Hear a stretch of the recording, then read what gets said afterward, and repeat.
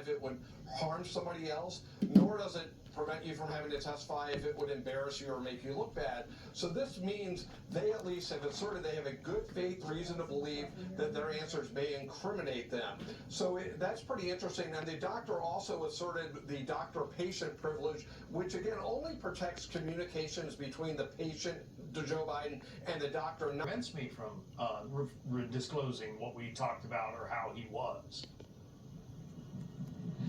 Yeah, that only is going to prevent talking about their discussions with each other. If there was a larger scheme to hide his health, to change anything in records and think, or maybe like with staffers and other people, that would not be protected under the doctor-patient privilege. It's just solely the communications. So my guess is right now the House is probably negotiating with his attorneys to carve out the areas that he will testify about and probably limit what he talked to President Biden about alone, but the rest of it is fair game. And if this doctor presses on, you know, ultimately they can immunize him. If he doesn't comply, then he can be held in contempt, a la Steve Bannon and Peter Navarro under the last administration for not testifying. So these witnesses do really bear some risk if they're going to proceed with taking the fifth.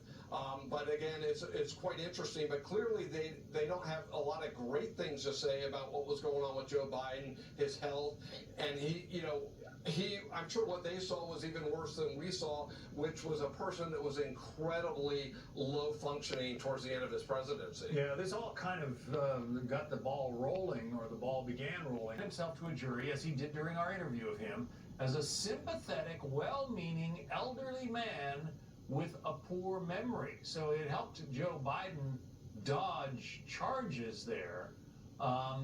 But it certainly didn't help him as, the country considered whether or not to re-elect him as president.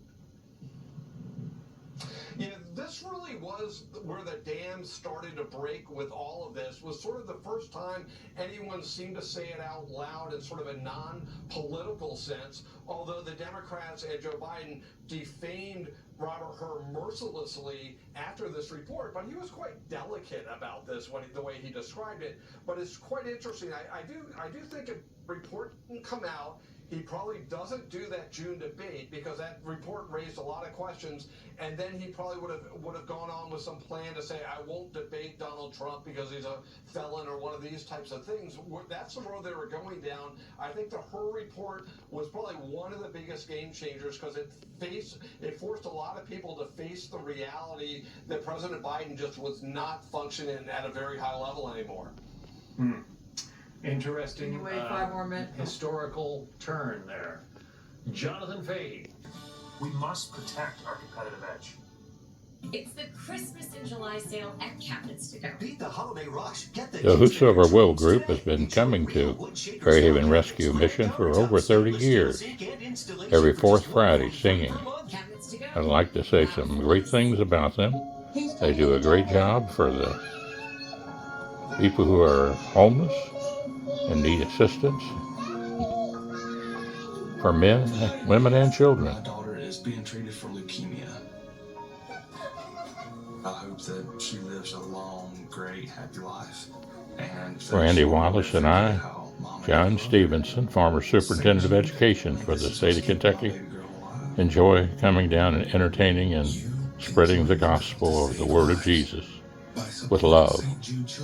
Red, yellow, brown, black, and white, for all precious in Jesus' sight. Continue the life-saving research and treatment these kids need. Feeling in the world. 1 in 5 children diagnosed with cancer in the U.S. will not survive.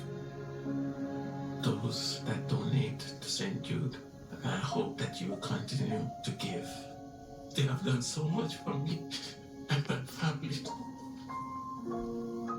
Join with your debit or credit card now, and we'll send you this St. Jude t-shirt that you can proudly wear. Están salvando vidas. Y la vida de mi hija es una de ellas. You ready to go have some fun? When we came here, we didn't know what tomorrow would hold. St. Jude showed us that tomorrow there's hope. Are you looking for a walk-in tub for you or someone you love? Well, look no further. A safe step walk-in tub is the best in its class. The ultra-low easy step helps keep you safe from having to climb over those high-walled tubs, allowing you to age gracefully in the home you love. Now, for a limited time, when you purchase your brand new Safe Step walk-in tub, you'll receive a free safety package. And if you call today, you'll also receive $1,500 off your entire order. Yes, $1,500 off. Now, you can enjoy the best of both worlds. The therapeutic benefits of a warm, soothing bath that can help increase mobility, relieve pain, boost energy, and even improve sleep. Or, if you prefer, you can take a refreshing shower with our stand-up shower package. Call today and receive a free safety package, plus $1,500 off.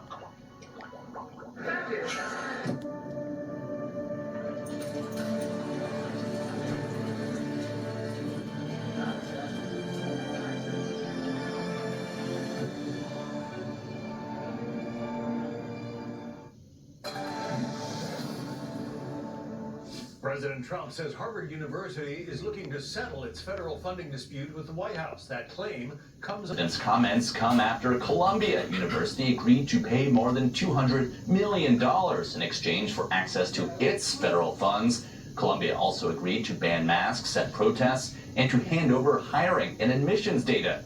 Harvard's former president, Larry Summers, posted to X, quote, "Based on what I have read and heard so far, the agreement reached between the federal government and Columbia is an excellent template for agreements with other institutions, including Harvard." I think this agreement is going to be an excellent template for other universities to be able to use as well. Now, while the Trump administration sees the Columbia deal as a win, pro-Palestinian campus activists are complaining. Mahmoud Khalil, who led protests at Columbia and was later arrested by ICE, had this to say. This is just one of the latest examples of Colombia's capitulating to Trump's fascist agenda, and by prioritizing Trump's interests. What a ridiculous person this its is. students and community. Say Colombia it. basically failed to protect me and my peers. And we have reached out to Harvard to ask if the university plans to settle. So far, we have not heard back. John? Yeah, well, let us know if they get back to you. Connor Hansen in New York City. Connor, thanks. Regulatory risks for why it is discontinuing the prescription of gender-affirming medication, effective August 30th. The University of Chicago Medical Center has ceased all gender-affirming pediatric care, a decision made in light of emerging federal actions. And this week, the largest transgender youth treatment clinic in the U.S. closed its doors at the Children's Hospital of Los Angeles, a move denounced by LA's LGBT Center, writing, "This closure will eliminate critical gender-affirming care for over 2,000 young patients." Similar federal funding fears prompting a slew of additional hospitals around the country to either pull back or end programs that prescribe puberty blockers and hormones to minors. Reversals that are being celebrated by groups opposed to the controversial interventions. This is a great start. It's a great start to see that hospitals are going to start keeping kids safe. No doubt the Trump administration has done much in its power to really bring this to bear. Earlier this month, the Justice Department issued subpoenas to more than 20 doctors and gender care clinics, part of an ongoing effort to enforce President Trump's executive order titled Protecting Children from Chemical And they should be protected. Most Shame on these doctors that would do this, puberty blockers and and hospitals, as effective and treatment states. for transgender identifying youth. But critics question the long-term impacts, particularly on fertility and bone health. Last year, it was revealed that a study went unpublished because it found the drugs did not improve the mental health of children experiencing gender distress. According to the New York Times, its lead author, Dr. Joanna Olson-Kennedy, did not want the findings, quote, weaponized. Dr. Olson-Kennedy ran the now shuttered Center for Trans Youth at LA Children's Hospital. In Washington, Alexandria Hoff, Fox News.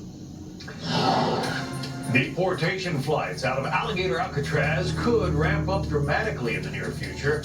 That from Florida Governor Ron DeSantis. A live report next.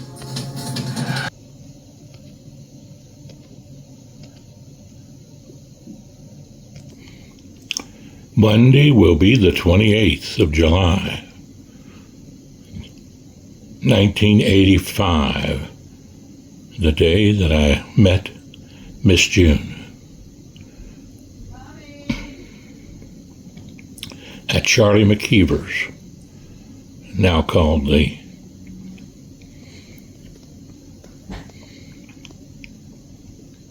Public House in Fort Mitchell, Kentucky. What a day, 40 years ago. What a day. And there's the coaster that I left my address and phone number on at Charlie McKeever's restaurant for the picnic the next day that the most beautiful lady in the Commonwealth of Kentucky came to. Of course, that's my opinion. I'm a little biased, as you know. June Geiman-Stephenson.